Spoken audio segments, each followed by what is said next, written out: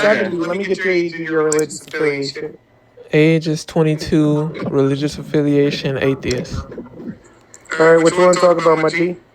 All right, so I do not believe that God is good. Okay. Okay, so I'm gonna ask you some questions. Do you think it is good for women to have personal autonomy over their own bodies? Not particularly, no. No? Do you think it is good for someone to unalive people? Yeah, it can be. Do you think it is good to grape women? Uh, no. Depends on what you're talking about, grape, but like, no. Well, what do you think I mean? I don't know. That's why I'm saying it depends. To unconsensually have sex with a woman. Like, in what way? Anyway, Like, somebody can be unconsensual because it could be unconsensual because the party is like extremely intoxicated, right? And like them being drunk, I don't think that's like unconsensual, but legally it's unconsensual, right? It could be unconsensual because they gave prior consent, but in that instance it wasn't consented to. There's also freaks out in the world that like TNCs. There's that too. well, I'm using the common definition of sexual assault, which is It's not really like a common definition. I'm like, that's not even a real thing because SA is just any unwanted touching that's sexual in nature. So if somebody accidentally brushes up against your breast, you could say that's SA. That counts too.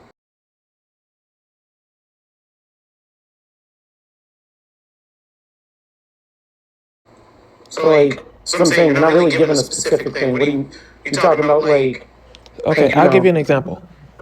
Yeah.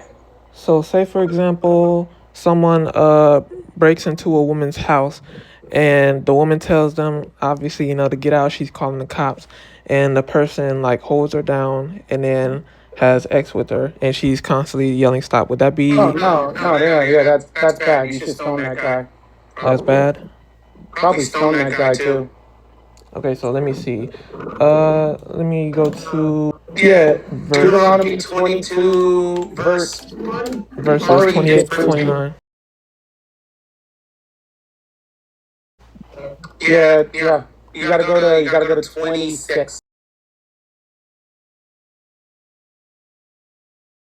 Yep, so that's the argument Christians are always trying to go with. That yes, in verses 22 to 27, it is great, but in 28, it becomes just them doing it consensually. But they always leave out the fact that the word tafas used in 28, when it says sees in English, it always, except for one time, I learned that yesterday, except for one time, whenever it's referring to humans, it's always referring to taking them against their will. So they always just conveniently leave that part out, and that's exactly why it doesn't work. And they always leave out the part how the verses make sure to specify her location and her marital status, because this isn't actually about the woman's safety. It's just about, like, basically, they're assuming that if she's in a field or something, then she couldn't be heard, so therefore she's innocent. They're assuming if she was in the city, then she was guilty, taken out, because if she was in the city, then she could have been heard if she yelled, but she didn't, so therefore she's guilty. Taking out the fact that someone could cover her, you can't scream. Taking out the fact that someone could threaten them to say, if you scream, I'll unalive you, stuff like that. They just don't get it. Two verses up. Already tells you. Yep. Sure, we can go through the whole thing. You grape somebody, you get murdered. It wasn't great. That's why I said it depends on what you're talking about. If you're talking about like Romeo and Juliet laws, I just don't consider that great. Like I don't consider somebody that can tell you no, right? Them saying no to you and then you sleep with them anyways, just by promising them like whatever life. I don't think that's great. Like, I just don't think that's great.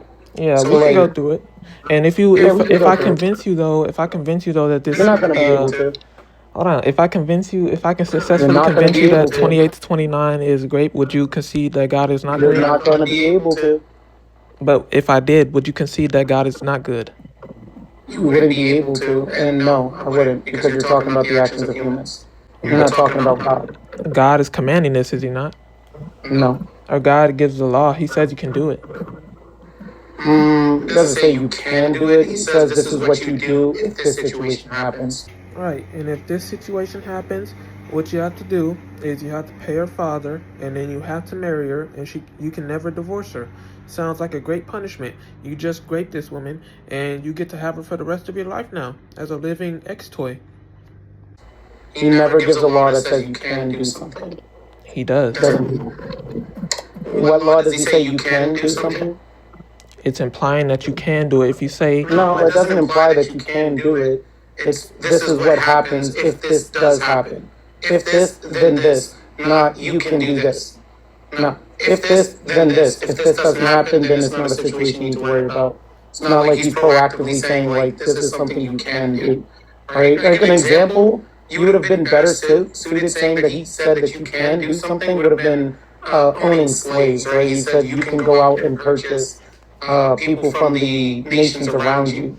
Like he never says you can go out and force a woman to do something.